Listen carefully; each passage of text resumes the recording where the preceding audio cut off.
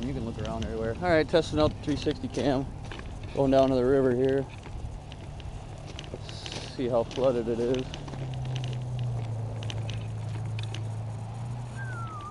Ah, she is up there.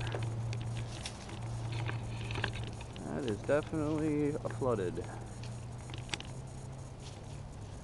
Minnesota River.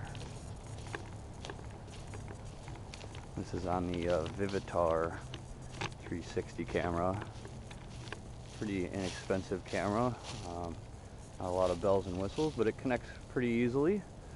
And it was on sale for 50 bucks, so can't really go too wrong with that, I don't think. All right, well, that's the river. It's flooded.